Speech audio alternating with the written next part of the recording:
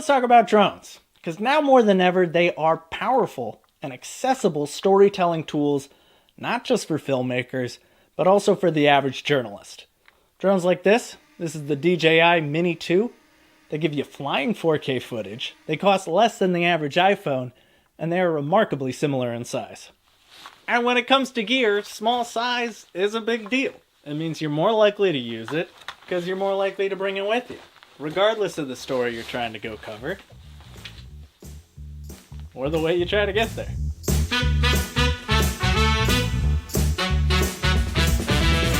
Let's start with the ease of use. Like any piece of gear, drones take practice. Oh my gosh. But I think the first thing people will notice is that the controls are fairly intuitive. So on a controller like mine, one joystick moves the drone forward, backward, and side to side. The other joystick handles the drone's vertical movement and rotation. A dial under one index finger controls the tilt of the drone's camera, and a button under the other index finger starts and stops the recording.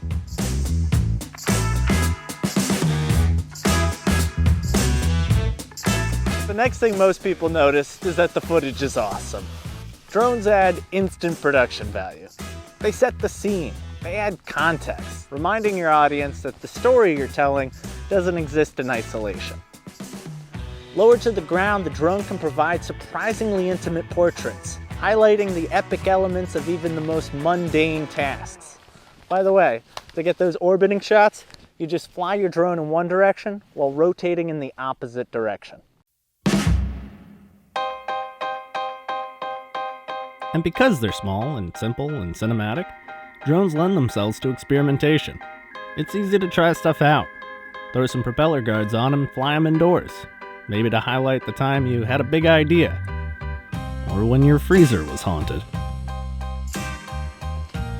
And at a moment when journalists are having to conduct so many interviews via lackluster webcams, maybe drones offer a way to add some three-dimensional depth to these two-dimensional screens. When it comes to filming yourself, drones can be a versatile tripod, for both shots where the camera is stationary, and the much more captivating shots where the camera is moving. Flying a drone while skiing is not recommended.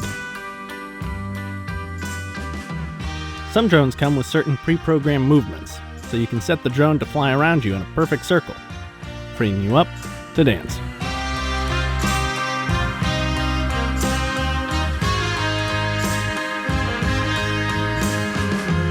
Now, drones aren't perfect. They're robot quadcopters. They're hard to ignore. People and animals notice them. They're loud. And they don't record their own audio. Which makes sense, because if you strapped a microphone to a drone, this is what it would sound like.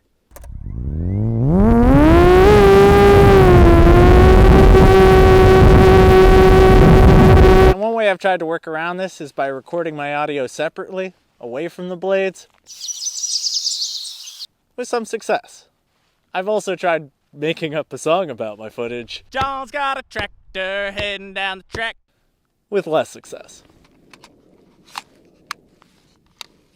And compared to the rest of your camera gear, drones come with a lot more rules and restrictions. No flying near airports, over crowds, above 400 feet, or anywhere near an emergency, to name a few. And no flying commercially, as in for a paid journalism assignment, unless you've first obtained your drone pilot's license. It's kind of like getting your driver's license, except it's entirely multiple choice. And you don't have to show how well you fly your drone. It's more about how well you identify the safety risks posed by a cumulonimbus cloud.